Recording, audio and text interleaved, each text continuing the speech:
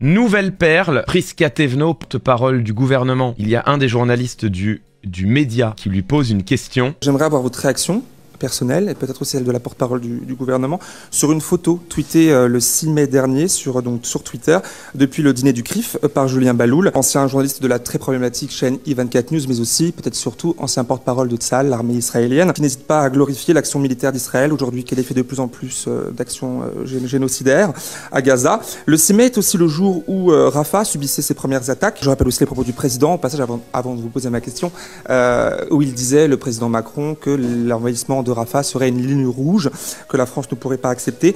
Et donc on vous voit sur cette photo, tout contre Julien Baloul, tout sourire avec lui. Ma question est donc toute simple. Quel était le message de cette photo? Et est-ce une position personnelle ou celle de la porte-parole du gouvernement? Est-ce que j'étais présente au dîner du CRIF? C'est pas ma question. Moi, je me permets.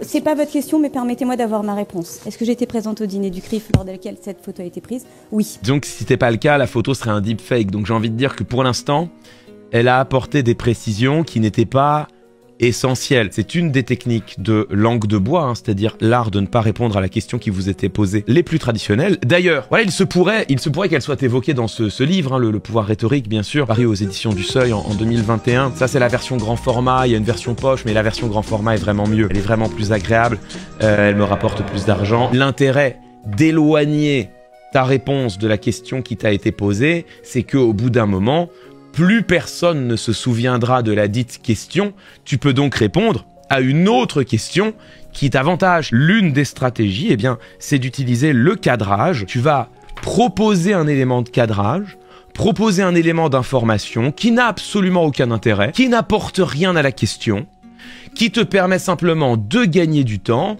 Dans ce temps que tu t'es offert, tu peux réfléchir et tu peux éloigner la réponse apportée de la question posée et donc répondre à une toute autre question que celle qui avait été formulée initialement. Voilà. Je suis présente devant vous en tant que porte-parole du gouvernement dans la salle du compte-rendu du Conseil des ministres.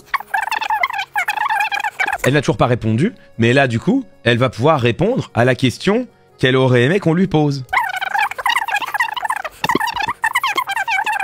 C'est le fait du 7 octobre et de l'attaque terroriste commise par le Hamas. C'est aussi ce qui s'est passé depuis 48. Je peux... Allez-y, mais c'est un échange. C'est une réponse.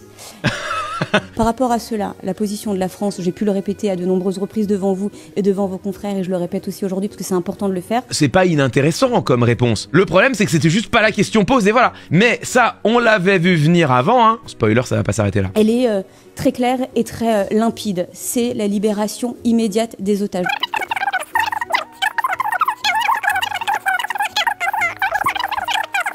Et je tiens à le rappeler aujourd'hui. Et donc, pas de réponse à cette question. Je vous ai répondu. Je vous la reformule. La photo a beaucoup fait parler. Alors, c'est une stratégie qui ne marche que dans un cas, c'est si le journaliste ou du moins la personne qui est en face de vous ne va pas reposer sa question, bien sûr. Sans quoi, tu vas te reprendre la même question reformulée de la même manière et, comme on dit dans le football, tout sera à refaire. Je n'ai posté aucune photo. Alors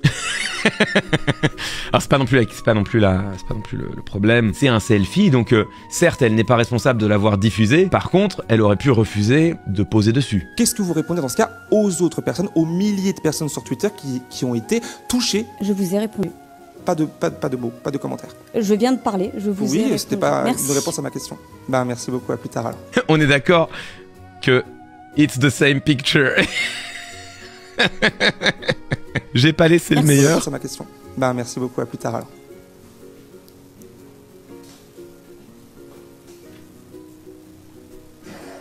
Bon.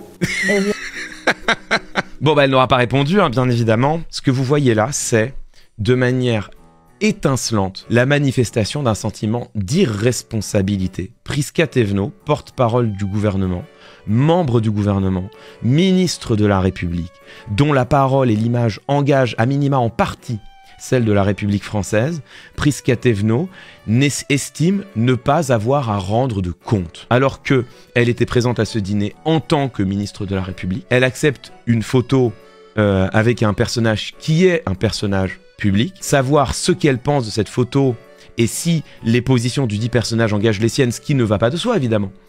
Savoir cela, je pense, est une question d'intérêt public. On attendrait à minima une réponse. Quand en tant que ministre on vous demande une photo, vous dites oui parce que voilà, c'est la politesse, ça ne dit rien ni de ma proximité avec cet homme, ni encore moins de ma proximité avec ses positions. Si elle répondait ça, fin du débat en réalité. Elle ne répond même pas cela parce qu'elle s'estime au-dessus de la responsabilité. Et ça, c'est quand même un problème. Le fait que les membres du gouvernement soient tenus pour responsables de leurs actes, qu'ils ne s'y soustraient pas, qu'ils acceptent de les justifier et de s'en expliquer, c'est quand même la définition la plus minimale qui soit de la démocratie. Cette séquence, qui évidemment est un peu malicieuse, qui pousse un peu à la taquinerie, on le voit, elle est moins anodine que cela. Ce qu'elle révèle en réalité, c'est une conception du gouvernement. Le gouvernement qui se situe au-dessus des citoyennes et des citoyens, et qui, à ce titre, n'a pas à lui rendre des comptes.